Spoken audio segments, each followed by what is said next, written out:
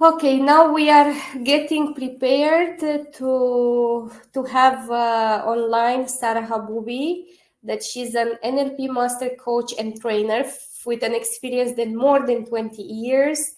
Her base is engineering, but she is a genius, in my opinion. She developed a lot of programs.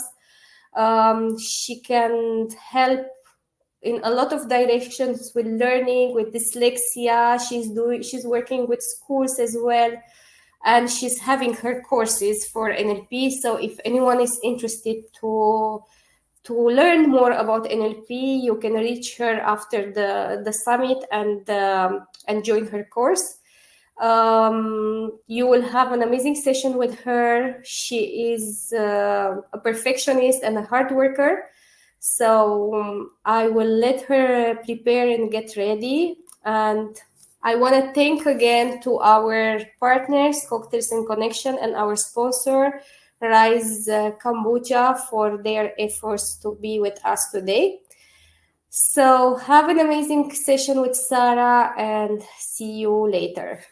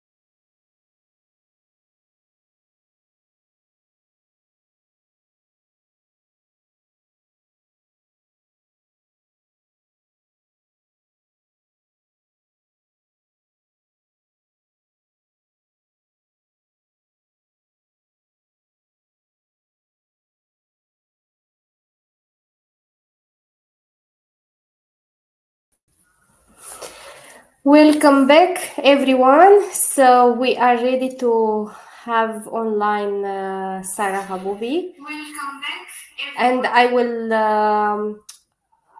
She has also a gift for a lucky draw for our attendees today, a session worth 950 dirhams. So please be online, put a lot of questions, and let's see who will be the lucky winner for her session. So Sara, the stage is yours. Thank you, Eliza, and thank you to the Go Total Wellness team for putting on today. This is an amazing achievement in a very short space of time. And thank you to everyone who's registered, whether you're watching live or whether you're watching the recordings. This is a very important day, mental health, World Mental Health Day. It's something that we should all be aware of, is our mental health, because without our physical, very, very difficult. So thanks, Lisa, and I will. Thank you, Sara. My slides. You're welcome. So I'm going to talk about burnout today, and this is something that affects a lot of people. So I'm going to show you some of the statistics according to the World Health Organization, and often they believe that burnout, the actual term, really only is to do with when you're at work. But for me personally, I think you can be burnt out anywhere, at any time. You can be burnt out if you're at university, you can be burnt out in your relationships at home, and of course at work. So what exactly is it? What's the official definition? And it's basically deemed to be emotional, mental, and physical exhaustion. And this is not just, the odd moment when you're feeling really tired. It's actually to do with a prolonged period where you are under excessive stress and you just never seem to be able to actually get on top of things. So burnout is something that a lot of people actually miss, and so we're going to talk about some of the symptoms. So here are some of the global trends that I think are very worrying, which is that around 30 to 60% of workers globally actually suffer from burnout, which is a huge amount of people at any one time are actually really struggling, and normally quite quietly. You wouldn't necessarily look at someone and know just by looking at them they were actually burnt out. Healthcare workers are actually some of the highest people who suffer from burnout, so 50 to 70%. And I also know that that's also including healthcare with animals. So veterinarians actually have a very, very high level of burnout, particularly with the larger animals like horses and cattle, etc. So it has a massive impact on our actual the impact financially on the world is absolutely huge. And as you can see there's an estimated, can't actually see my slide, it's a huge amount of money that is actually lost each year. So it's $322 billion dollars a year is actually lost in turnovers to do with burnout, because people are taking time off work, they're not very productive, etc. And obviously if people leave their jobs because of burnout, then there's a high turnover as well. So you might be suffering from burnout and not even really realizing it. So what are the three main symptoms? So these are things to really look for.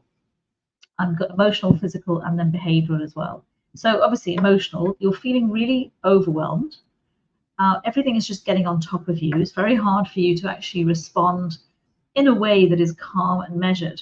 You may actually feel that you're lacking in motivation. So things that you would have actually previously had no problem getting motivated and actually getting up and doing, they have actually disappeared.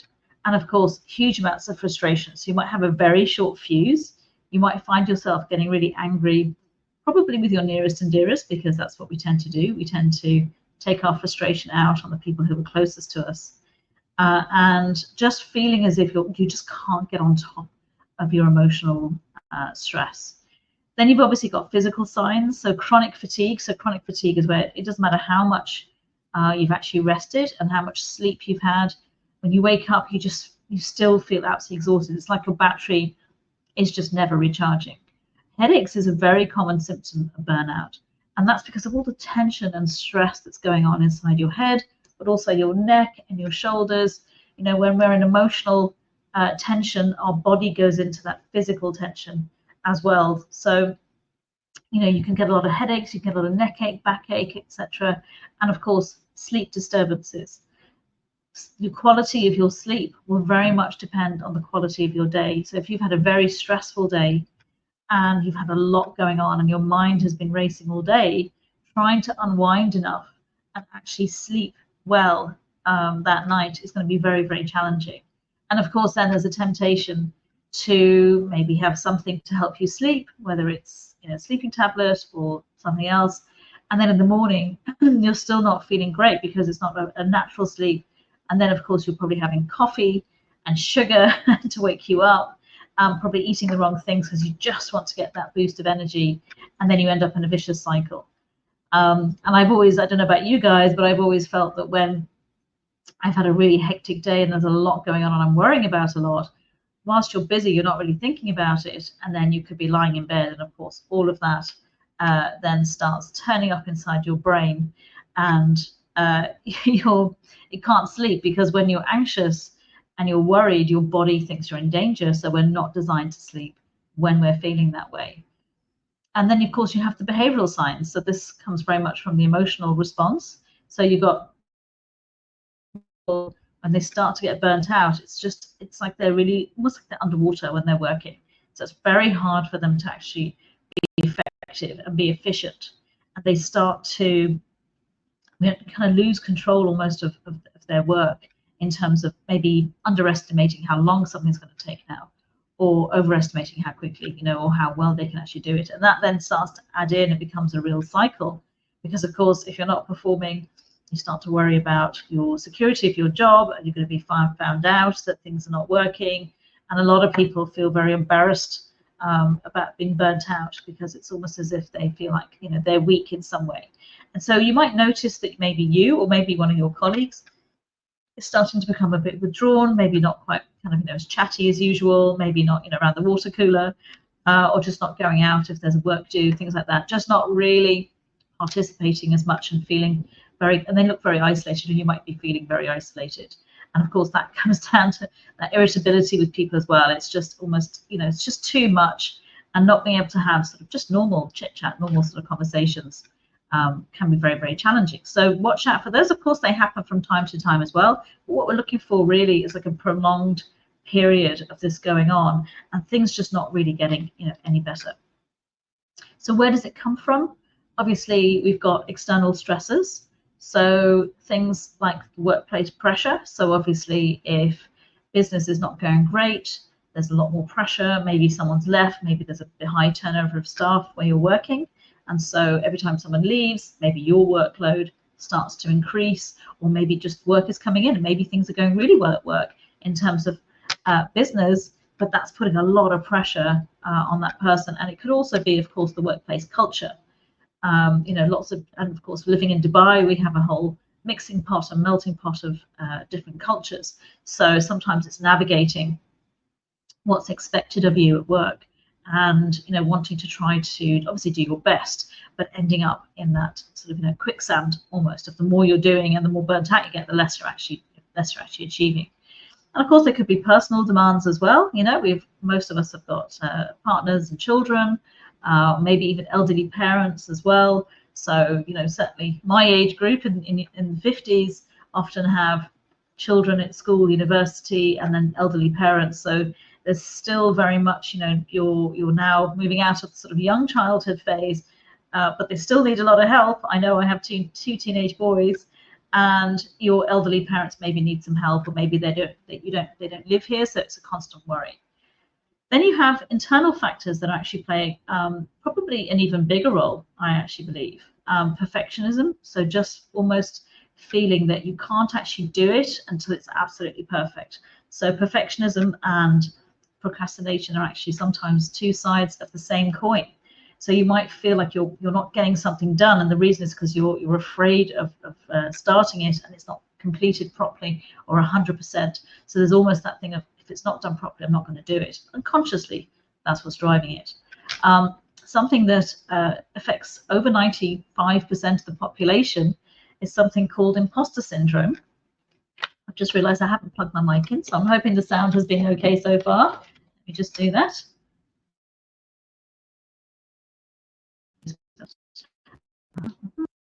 Yep. Okay. So with the internal factors, the imposter syndrome is where there's a feeling of, I'm not good enough, and somehow and sometimes someone's going to find out that actually I can't really do this job. It affects men and women, not in the same way, but it does affect them. And of course, if you're constantly worried that you're going to be, in quotation marks, found out, that somehow you're not really as good as your job as you kind of appear to be, then there's always that pressure going on inside you. And of course, the more that builds up, the more burnt out you're going to be. One of the biggest issues, and especially as people rise up through the ranks, is actually an inability to delegate. So you can imagine that when you start off working, you're delegated to, you're given your work and your parameters. But as you rise up through the ladder job, it's likely that you're going to be promoted.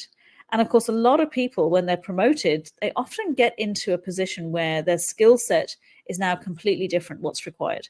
So if you're so for example, my background, as Elisa mentioned, is actually engineering. And what I often saw, and even with myself many years ago, was that my skill set around being a technician, being an engineer, were very, very different from being a manager, being a project manager, and then, higher up. So having to then deal with people, having to deal with their emotional issues, politics within the company, dealing with clients, etc., etc. There can be a sense of, no, I have to do it all in order to prove myself. And so learning how to delegate, learning how to actually share the load is really, really important. And of course, that adds into then unrealistic expectations, just believing that, you can do it all and on your own as well. And of course, we can't. No man is an island. So what is the Burnout SOS program? Essentially, it is a rapid relief program. So the idea is that this should not take weeks and months and years to actually overcome burnout. That what we want to look at is, how do you build resilience? How do you actually put in place some self-care practices? So obviously everyone knows that they need sleep, and that good sleep is really, really important. It's really important for essentially cleaning your brain out, So your brain actually can't do its kind of detox process until you're asleep. And a great analogy I actually heard was, imagine your sink is full of dishes and you're at work. You can't clean your dishes unless you're working from home. But if you're in an office, you can't clean your dishes at home whilst you're at work. And that's the same with your brain. Your brain needs to be able to actually clear out the debris and, be able to flush itself out. But it can only do that when you're asleep. And if you don't do that, it really has a massive impact, not just on our health, but also our cognitive functioning as well. Being able to actually find time to exercise and actually give yourself that chance to really have a proper break and really release some endorphins as well. And people all know this, but it's actually, how do you put those things in place? How do you get over the barrier of feeling maybe guilty for going to the gym, or guilty for, going to do some paddle tennis or whatever you're into, or a swim? So it's really overcoming that sense of just complete overwhelm at this point and really not being able to make a decision. It really is looking at, how do you delegate? How do you actually stop taking on board so much? And how do you share that with your work colleagues? And also time management, being able to recognize, when is something actually urgent and important? When is something urgent, not important, not urgent, not important, and not urgent and important? So those four, that's like matrix that actually comes from the 7 Habits of Highly Effective People. And that's a great matrix because it really helps us to understand, where are we wasting time? And we waste a lot of time with things that are not urgent and not important. So, for example, checking a social media page, when you've got a deadline coming up, those things are not important and certainly not urgent, but they end up, sucking up a lot of time. So using that matrix can really help to identify, where is your energy actually going that's not very productive, it's not very useful. Also looking at task management, so that you don't become completely overwhelmed. How, knowing how to start, how to find the right information that you're looking for. If you've got a presentation to do, how do you structure that? How do you maybe we were talking about fear earlier with Dr. Odie. How do you get over those sorts of things that can really, again, cause a lot of procrastination and just a lot of wasted time? Work-life balance. I always think this is a very interesting expression, because the reality is, it's all life. We spend most of our lives either in school or at work until we retire. So the reality is that there's no such thing as this absolutely perfect sort of balancing act that we can achieve between, here's the rest of our life, our family, our health, our personal development, travel, etc., and then work. And it's almost like, well, no, because really at any one moment in our lives, we have a priority that in that one moment, that's the thing that's most important.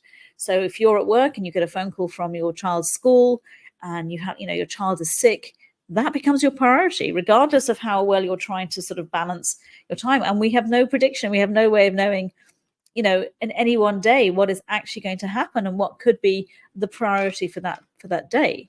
What we want to look at is actually our kind of, how much space do we have? So if something happens, it's not a complete disaster. And that's something that's really important, especially if you're at work and you're also studying. Maybe you've got some professional exams coming up. You've got all kinds of other priorities and things that are important.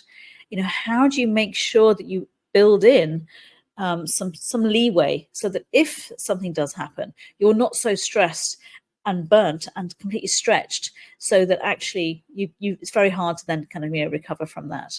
And obviously setting boundaries. Very interesting listening to Nancy earlier. She was talking about relationships and relationship coaching and boundaries. At the end of the day, whether you're at work or it's at home, you have boundaries you've got to set your healthy boundaries with everybody. So basically what we'd look at is actually a personal roadmap to help you get out of burnout as quickly as possible. So who am I? Why am I here? Well, first of all, I'm a mum. I have 2 boys. One is luckily at university and the other one's at home. I'm an entrepreneur. I run my own company. I've been a trainer and coach for best part of 22 years at this stage. I had my original degree was in engineering. So I'm someone who really likes to solve problems. And I also have a master's degree in adult learning and development. And that was absolutely crucial when I started to look at my own training programs to make sure that do people actually absorb the information really well? How do they put it into practice, and how does it actually impact their lives?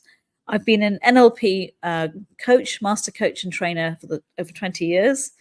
And I absolutely love creating models of the mind and also developing courses and programs that bring together a huge variety of different types of techniques that can actually help people to basically become empowered. And that's my passion. My passion is actually about empowering people. So what are some misconceptions about burnout? Number one is that burnout is just that you're tired, that all you need to do is actually, just have a good night's sleep, and then you'll be fine. But the reality is, of course, as I was saying earlier about sleep, is that the quality of your sleep will be very much dependent on the quality of your day. So if you've had a really hectic day, you're feeling very exhausted when you go to bed, you might fall asleep, but there could be a tendency to wake up, and ruminate, and all those thoughts start to go around inside your head. And before you know it, you've been awake for 3 or 4 hours. So that's one of the things that people, it's not just about being tired. It's not just that physical exhaustion. It's actually mental and emotional exhaustion as well. And a good night's sleep is not enough to be able to just get over that. Another myth is that burnout only happens to people who actually are workaholics, who work too much. But the reality is you could meet workaholics who are running their own companies, and they're so passionate about what they do that, it doesn't burn them out because they have a lot of passion, and they've probably figured out how to also have some good downtime as well. This one's really interesting, which is the last one, is that burnout, one of the myths is that burnout means that you're actually not strong enough. You're actually not resilient enough. And interestingly enough, research has actually showed that burnout tends to happen to almost the most resilient people. The people who are generally really, really good at pushing through things. If they have a bit of a knockback, they get up, they dust themselves off, and they keep going. The reality is, of course, that sometimes when that's happening, that people are, because they're so used to pushing through, that at some point when it has just got too much, or there's other things going on that are just draining their energy, it's not enough to have that just kind of continuous pushing through, and probably ignoring it as well. So burnout tends to happen to actually some of the strongest people. It's not true that it will be someone who's actually weak or hasn't got resilience. So what are some of the common mistakes that people make when it comes to burnout? One of them is just ignoring the warning signs. So again, it comes back to that resilient people often are the ones who actually get burnt out because they're used to going through things by just ignoring it, pushing through, not really pausing for thought. They're not really taking notice of it. And, our unconscious mind and our conscious system, our body system, the mind is actually much, much smaller than the conscious mind. And the reality is, if your unconscious mind is trying to get a message through to you, to your conscious mind, to tell you to pay attention, to actually take some steps to rest and relax and actually recharge your batteries, and maybe figure out what's going on that needs to change. Because burnout will happen if things are just continued in one way, and we haven't actually stopped to pay attention to go, well, actually, what needs to change here? So in terms of your unconscious mind, is it knows that you actually need to stop. And it's sending you those signals, and they might be very quiet at the beginning, maybe a little bit of a niggling feeling of what, this is really, I'm just not enjoying my job as much as I was. I'm not really getting as much out of it. I just seem to never be able to get on top. And then maybe you start to have that anxiety and that stress building up inside of you. And you might even have experienced some sort of panic attacks. And panic attacks is very much symptomatic when you've got that feeling of, pressure on your chest, and you just think, no, I'll just keep going, and I'll just push through. So if we just ignore those symptoms, the unconscious mind is probably going to create something pretty powerful to stop you in your tracks. And it would be wise definitely to pay attention. The other mistake is people go, I just need some time off. I just need a holiday. So I don't know about you guys, but I found in the past when I was pushing myself to extreme, is as soon as I would go on holiday, within about 24 hours, I'd be sick. And I would end up spending almost the entire break recovering from being sick because my immune system had been under so much pressure. Of course, happier people are healthier people. So when we're under that much pressure and we've got, we're fighting things, so our whole system is on high alert, the minute we relax, often what can happen is, oh, boom, whatever we've been holding off and holding at bay suddenly comes in. And before you know it, you're ill and you're having to recover and your entire holiday time has been taken up. Even if that doesn't happen and you do have a break, if the underlying issues are not actually being addressed, often what can happen is when you return to work, not only have those underlying issues not been resolved and therefore they're still there and it all just starts up again, but your inbox is full. So now you've got to, climb that mountain of what came in when I was on holiday and how do we, kind of get through that. And yet again, we've got another mountain to climb. So just taking time off, just sort of thinking, sort of switching off and thinking, no, I'll just recharge my battery this way. For burnout, for real burnout, I mean, I'm not saying it's not a good idea to have a break, absolutely. But if you're really at burnout stage and you just take time off and you don't address the underlying issues, of course, that's not going to fix the problem. And what's something that most people do is they try and manage it alone. They just think, no, I'll just, as Shazray says there, keep calm, carry on, and I'm not going to talk to anyone. I'm not going to discuss this with anyone because of that feeling of embarrassment, feeling ashamed somehow that, this is something you being weak, but so important to talk to a colleague, particularly talk to your HR department, make sure that somebody knows that you are quietly drowning, in all of this stress and everything else, and to seek some professional help as well. And this is something I help people with a lot. So feeling that you have to do it on your own, it's not true. We all need a bit of help sometimes, and it can really help to just have someone even just offload and just say, this is where I'm at, and just to get that validation that, you're not weak, you're not crazy, and you're certainly not lazy.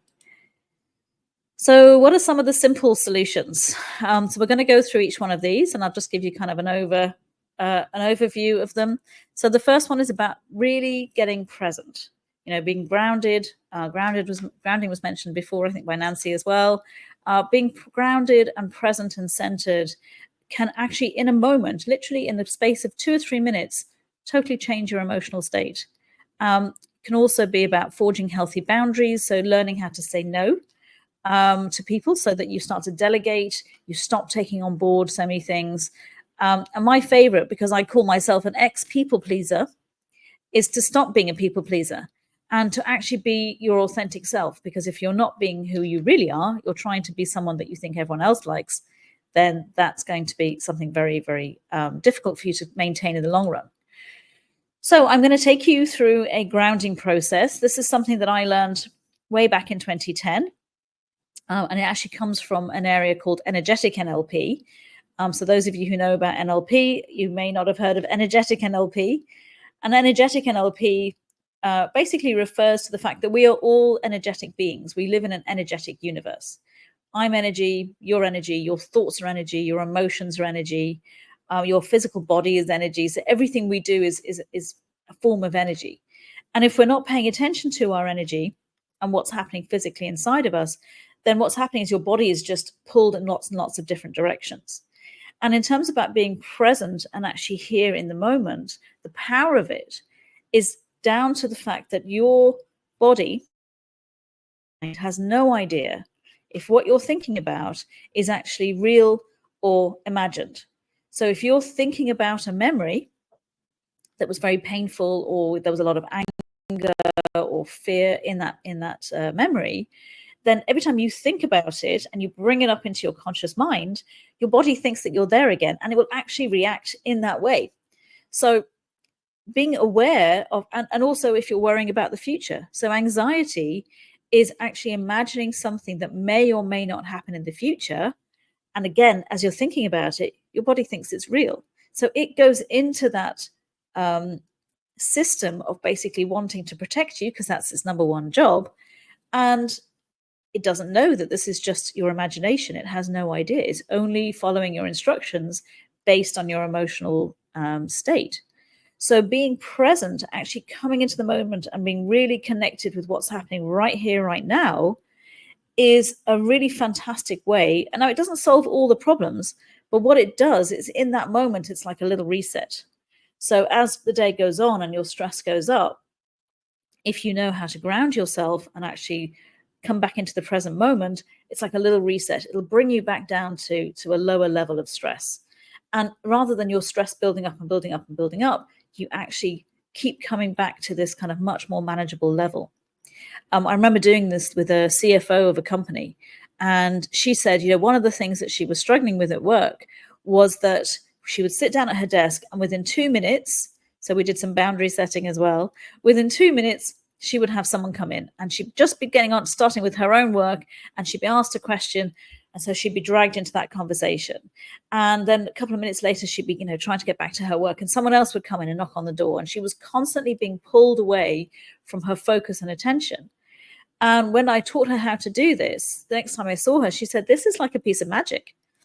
This is as if every single time I ground myself and I come back to the present, it's like the beginning of the day again. I feel as if my energy levels are actually maintained at a really high level because I'm not just letting it build up and build up. And we're going to talk about setting boundaries in a moment as well. That really helped as well, because instead of people just assuming they could just walk into her office and just drag her attention from whatever she was doing, she set very clear boundaries then with her colleagues. And she said, actually, she got more done from her own job and people respected her boundaries. And often they would actually go and find the solution without just immediately going to her.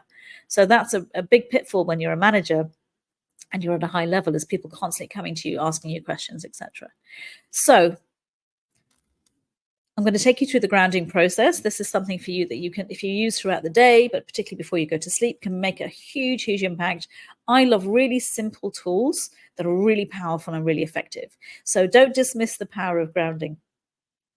So this is what you do. You basically assess what is your breathing and what's going on with your body when you are stressed. So do a stress assessment. Just take a moment to just do a body scan and notice, first of all, how is your breathing? Now, if you're nice and relaxed, which if you did the yoga first thing this morning, and if you've been listening to the amazing speakers throughout the day, I'm sure you're starting to feel nice and calm. Or if you're listening to this as a recording, just check in now and just see what's actually going on. And then you're going to do some deep balanced breathing. So you can do the box breathing that Dr. Odie talked about as well, which is where you breathe in for, say, a count of 4, hold for 4, out for 4, hold for 4. But I like to keep it even simpler than that, which is just breathing in and out for the same count. So this is called balanced breathing. So I just want you all to take a big deep breath in for a count of 5. And a big deep breath out for 5. And in.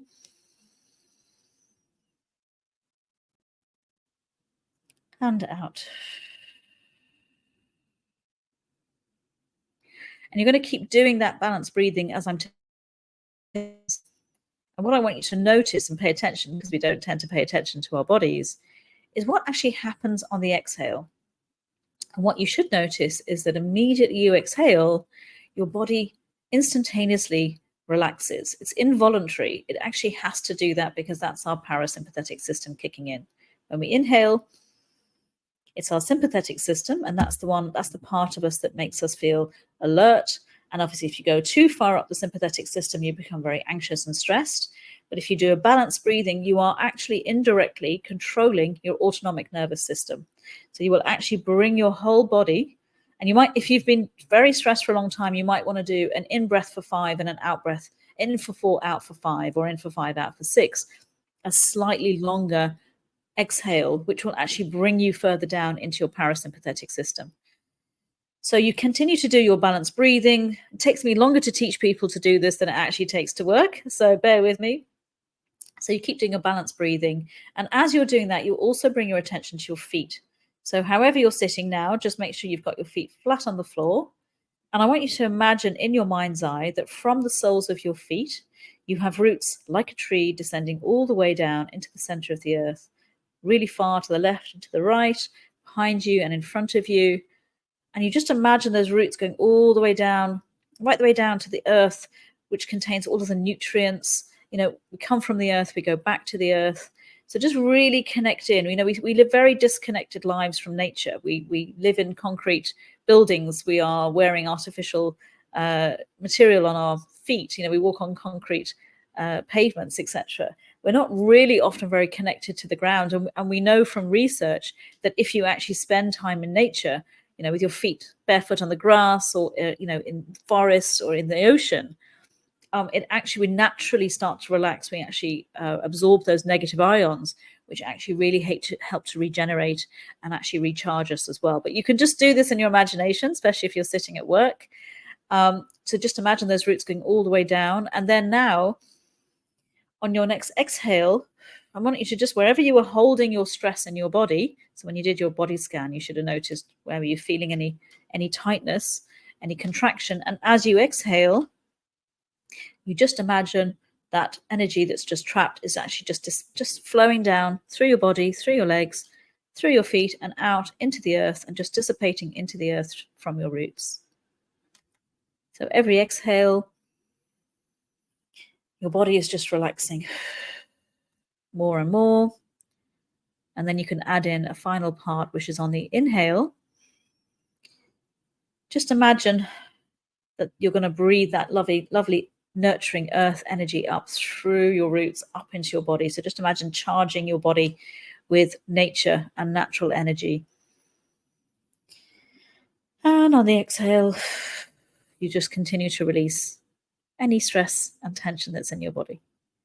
And then you do that for a few minutes. You just keep focusing on your feet and your breathing, and just notice what's happening now to your physical body. And you should, because you're controlling through your breathing and your feet, actually controlling your autonomic nervous system, is actually bring your nervous system back into balance and feeling nice and grounded and actually really present.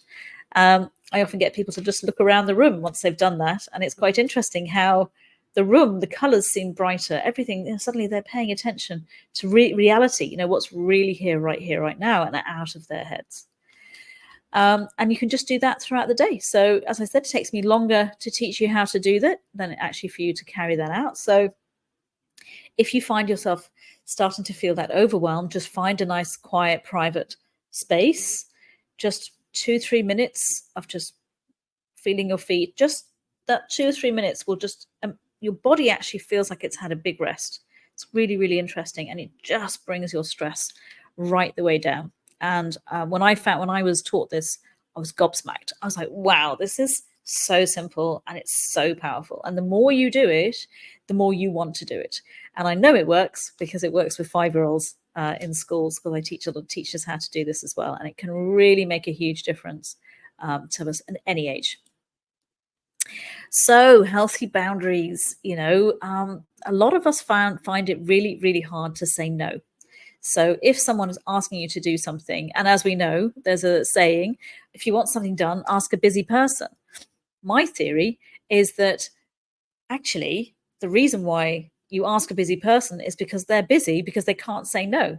So you give it to them and they're like, can't say no. And so they're doing it, and maybe they're very efficient, etc. But if you're one of those people who easily say yes to things when you really want to say no, then you're going to really be piled on top of all of that burden. And of course, eventually you're going to feel really resentful. You're just going to overextend yourself. And it's just common sense to be able to go, do you know what?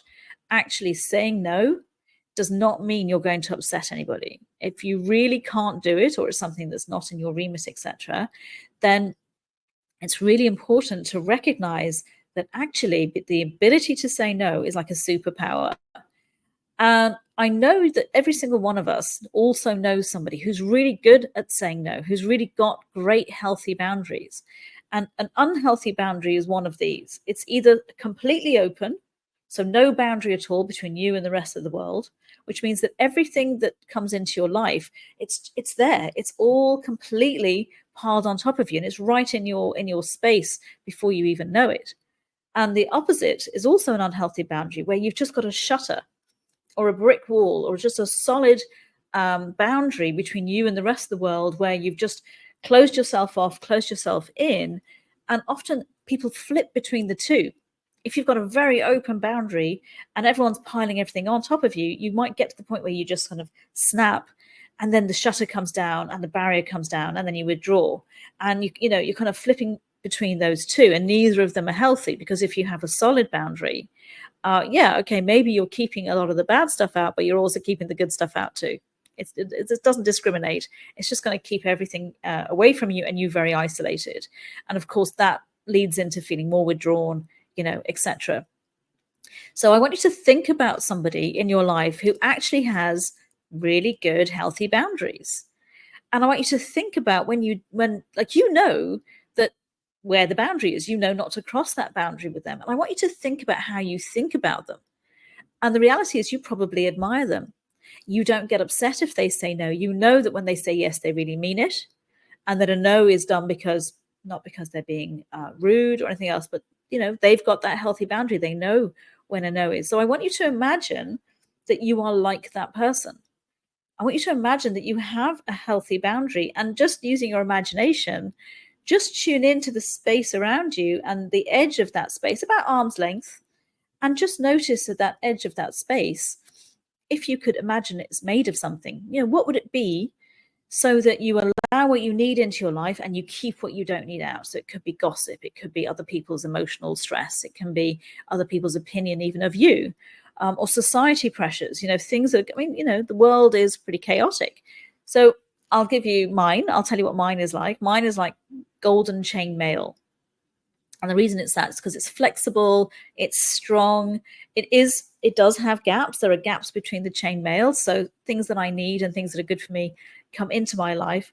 But I also know that there's so many things that since I introduced this in my life, I'm just not even aware of it anymore.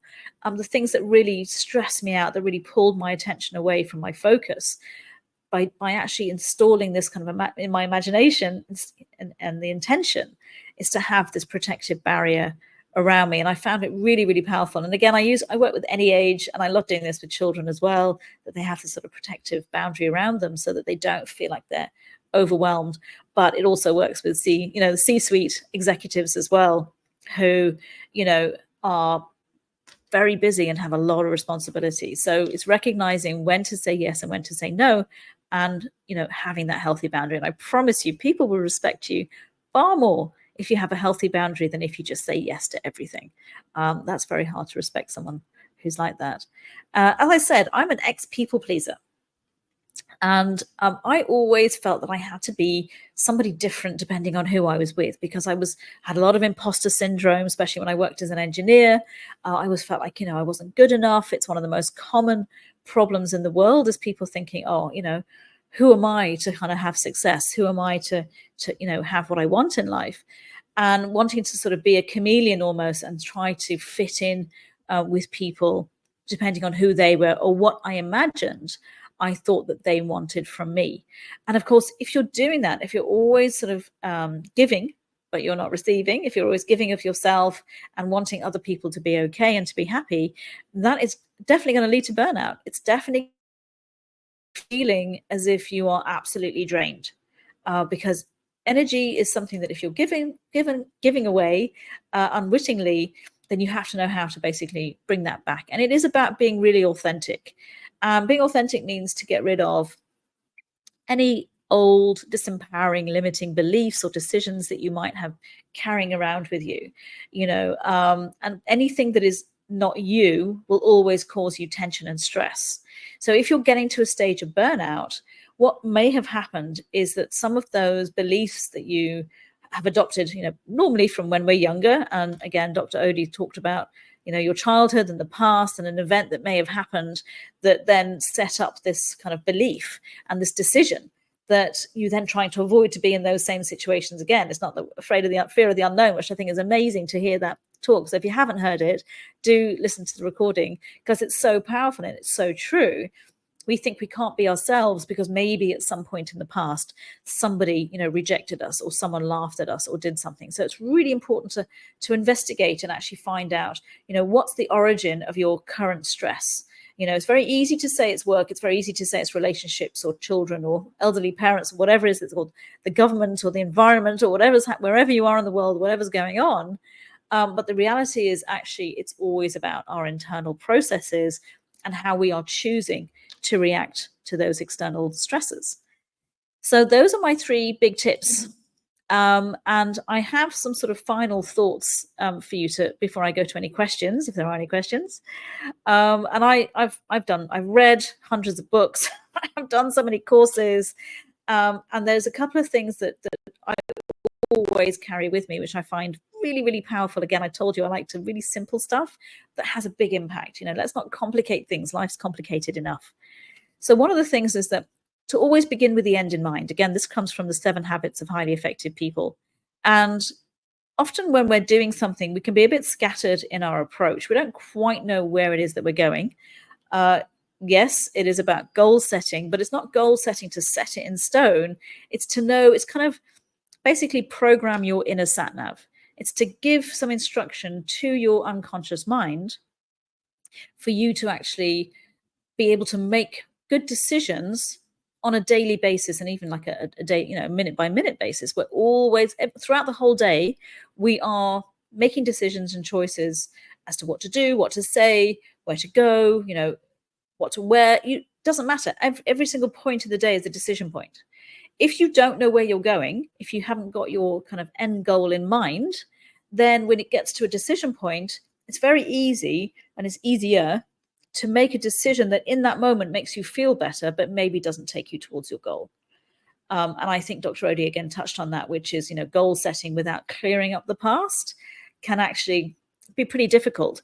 So you do want to make sure you know where you're going. And then as you're moving on your journey, if you're coming up against blocks, you really want to identify, why are you not moving forward towards that goal? Again, it could be a disempowering belief or decision that you've made. It could be some emotional baggage that's weighing you down on your journey, and it's holding you back, and it's stopping you from moving forward. But at least if you have an idea of where you're going, when you get to some big decision points, because most of our decisions are unconscious, but when you get to some big decision points, you've got that in your mind. And so even though something might be easier now, actually the harder thing, the thing that's maybe more challenging, takes more effort, is actually going to take you towards your goal.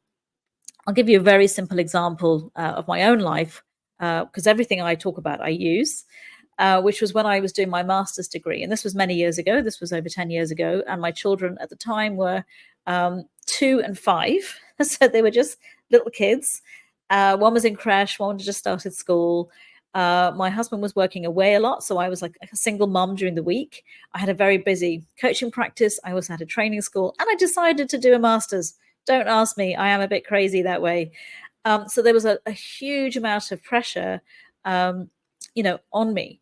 And the only times I could really work were on my college work was actually around 7:30, 8 o'clock at night. So I would have done a 12-hour shift at that time, getting up with the kids early, all the other stuff that goes on during the day. I didn't have time to sit down and have that space. So it was always when they went to bed. And of course, I was very strict with bedtime because I couldn't have managed otherwise. And what would happen is I'd put the kids to bed, I'd come downstairs, and of course, I'd be tired. And I think, okay, I have a choice. I can either sit on the couch and probably fall asleep and watch something mindless on TV, or I can actually sit down and do some work, do some studying, and get on with an assignment. And when I started my master's degree, I began with the end in mind. I visualized what my kind of end goal was, what was the final thing that I would have achieved to know that I've done this. And my one was not standing on stage with a scroll or the photograph or anything else. It was actually collecting my leather-bound thesis from the printers. I had no idea at this stage what was going to be in it. I just imagined receiving the book. I imagined feeling the weight, the leather. I could see it in my mind's eye. And sure enough, yes, it was. And I was like, okay, when I hold this in my hand, I know I've done everything I could. I've worked my backside off for 2 years. I've put my effort and energy into it. And now this is the final thing. And I'm going to post it off. And then that's it. There's nothing more for me to do. So that vision, and I really imagined I was there, because when we think of doing something, often our motivation is actually quite negative. We're doing it because we're trying to avoid something. So our mind is like on what we don't want. So it's really important to begin with the end in mind and have a very clear, positive goal. It's not what you don't want, it's what you absolutely want. So when I come down the stairs at night, 7:30, I had my choice. be a couch potato or go and do some studying. And I would say 9 times out of 10, I did the studying. Occasionally became a couch potato. Of course, I am only human. So always have that in the back of your head, that you're programmed, you're constantly telling your unconscious mind what to do, where to go. So it's got to have a very clear instruction, so that when you're at that decision point, it takes a lot of energy to make a decision. But if you've already set yourself up for where you're going, that becomes a lot easier. And we can suffer from something called decision fatigue. So if you're in a very high stress, big responsibility job where you're having to make a lot of decisions throughout the day, your sort of battery, your energy battery is diminished every time you make a decision. And this is actually scientifically proven. And if you want to learn more about that, there's a fantastic book called Willpower. And they literally looked at what happens when you're making decisions and your energy levels are actually diminishing. That's why your kind of energy level rises a bit after lunch. But then as the day goes on, you get to the point where you're like, I can't make any more decisions. Bit like me last night, actually, at 10 o'clock, I was like, right, I'm done. I've been on the go all day. I had something to do. I thought, no, I'm going to go to bed. I'm going to get up early. And that's always a much better bet than trying to make a decision, even on what graphics to use on a slide. It's amazing how, you get to that point where it becomes really, really challenging. And then my last little final thought for you is, and this has been mentioned already, is about practicing gratitude. And I was taught these 3 questions only recently, and they just blew me away. Because normally what we do is we're always thinking about what we want. And if you're thinking about what you want, it's because you don't have it. And if you think you don't have it, you feel like you're lacking something. And then we're living in our kind of, external world of what is it we desire? What is it we actually want? And we feel as if, there's something missing here. So the other way to do that is actually we start with, what do I have? And this is the gratitude. It's like, what do I have right now, right here? And then you go, what do I need? What's really actually essential for me to live and to be really happy and to be content? And only then do you go to, what do you want? And the number of times I've done this exercise and I have got to the point where I'm asking, what do I want? I'm actually like, do you know what? I actually don't really want anything, because I've now become aware and I'm really grateful for what I have. I know what I need to do. And what you need to do will be very much in line with your values and your goals, what's important to you. What you want is like the cherry on the cake, but if we're only thinking about the cherry on the cake and we're not laying the foundation for everything else, we're constantly in that state of want. And that, again, can really lead to burnout. And it can really lead to us feeling very, very dissatisfied. So just stop. Whenever you find yourself going, what do I really want in life? Go, hang on a minute. I need to start from what I have, because it's always better to build, on a solid foundation. So that's me at the end of my little presentation. I hope that you've really enjoyed it. I work one-to-one. I work with corporate. I work in groups. And as Eliza mentioned, I am actually an NLP trainer as well. I arrived in Dubai last year, but I'm an old sort of member of the Emirates, in the sense that I grew up here in the 80s. My family been here, since then. So I absolutely love Dubai and Abu Dhabi. And I decided that this was going to be my home. And I'm bringing my unique NLP training to Dubai. We're starting in November. And the beauty of this training is actually it has 3 bonus trainings. And I should have had a slide with this. So the first bonus training is an online course at the end of October called the Productivity Edge. And you can see all these details on my website, sarahaboubi.com. The Productivity speed reading, it's how to basically get on top of your work. And if you're studying, how you get on top of the material to become more effective, more efficient, and actually even more creative. So not only does it help you with your reading and your memory, it also helps with your writing and your presentation skills in terms of reports or emails, etc. It's what saved my backside when I was doing my master's degree, and it actually helped me to get a first-class honours because of that. Because despite all my busyness, it really helped me to be laser focused, as well as all my NLP strategies as well. And then we have the business end of coaching. So if you want to become a coach and you want to run a coaching practice, you need to set up a business. It's no good you doing it and you're not earning. So we have an amazing program called Planning to Prosper with the lovely Shazray Flanagan, who is actually on the call here today. So thanks, Shazra. I know you're in the UK at the moment. And then also my friend Janine Lingenfelder, she will be doing a sales and marketing aspect of as well, how to network, how to use social media, how to basically generate your leads, etc. So within the space of about, I think it's 8 or 9 months, you will have your entire NLP coaching techniques and your certificate, and you will be able to hit the ground running as a coach. So if there are any questions, please do put them now in the comment. Thank you so much, Sara, for this amazing session. We enjoyed it. So we are waiting for the questions now. I guess we have one. How can I differentiate between burnout and everyday stress or fatigue or lack of vitamins?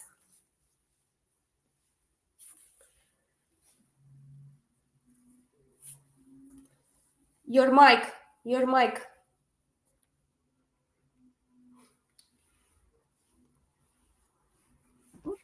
Can you hear me now? Yes. I'll start again. Sorry. This is the saying, isn't it? You're muted. Always with the online things. So yeah, great question. How can I differentiate? I heard the question. It's okay. Yeah, I can see it. Thanks, Eliza. Okay. Yeah, so it's a great question. Burnout may actually be due to the fact that physically you're lacking in something, absolutely. But I think you need to do an inventory check of your life to go, where is the source of this, and is it prolonged? So burnout is when it's been a really long time and you're just not getting any better. It just is building. You can't seem to get on top of it. But as I said right at the start of this as well, burnout can happen in a relationship. Burnout can happen as a parent. Burnout can happen as a child if you have a family member who's elderly and needs a lot of, if you're under that long periods of stress and it's really, you feel it physically inside your body, then there is a difference. We can't get away from stress in life. I mean, life is stressful. If you're driving in Dubai, it's stressful. That's normal. But the reality is you should be able to relax afterwards. Burnout, you just don't get any respite from it. Okay, next question. Do we have more questions? Any more questions?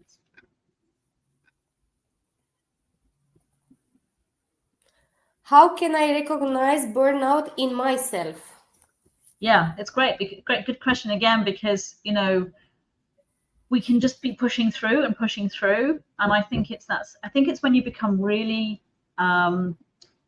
lacking motivation, you've lost your kind of spark. If you can't even do the things that you really love doing because you just don't have the energy, I think you need to look at that. And if you're really feeling very kind of dark and kind of in a very black place as well, really watch out for that, because it can feel as if you're very isolated. If you're feeling withdrawn, isolated, when people want to reach out and invite you to go out for dinner or a weekend away or something, and you're like, no, I just want to be at home. Watch out for those. I mean, if you could be someone who loves to do that already, but if you're not, if you're kind of out of sorts, just notice, am I being myself? Am I really, what's going on? Where's my level of happiness throughout the day?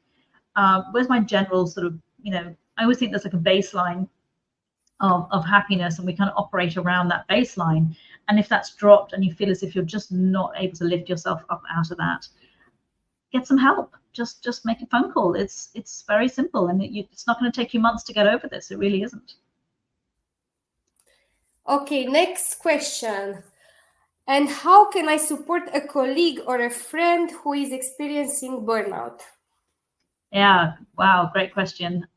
So I think it's really being aware of people around you and having empathy and compassion for people as well. I think, especially if it's at work and you see someone's really struggling, sometimes people are like, I don't want to intrude, I don't want to be nosy, but if you notice that, again, that person, I think being withdrawn is probably one of the biggest symptoms. As you see, they're very irritable, they're withdrawn, they're just not, they might laugh and then you see them kind of, their face falls very quickly afterwards, and they're just really, really out of sorts. And I think just asking people, hey, how are you doing? You know, I mean, you know, mental health is something that a lot of people struggle with on their own and in private, and it does not have to be that way. And I think the whole point of World Mental Health Day is to just lift the stigma off, you know, having stress, having, you know, anxiety or depression or something like that. So yeah, it's really important to just pay attention, be kind. I always think be kind to people. You don't know what they're going through. If they're a bit short-tempered and that's very, you know, unlike them, it's not their usual state, then yeah, it'd be good to kind of ask them some questions. And I guess it's the last question because we don't have more time. Can burnout have long-term effects on my mental and physical health? And if so, what are they? How can we deal with it? Yeah, so absolutely, you know, your mind, your emotions, and your body are all connected. So if you are constantly in a negative state mentally, you know, you're going to be releasing a lot of adrenaline and particularly cortisol. So cortisol is the stress hormone.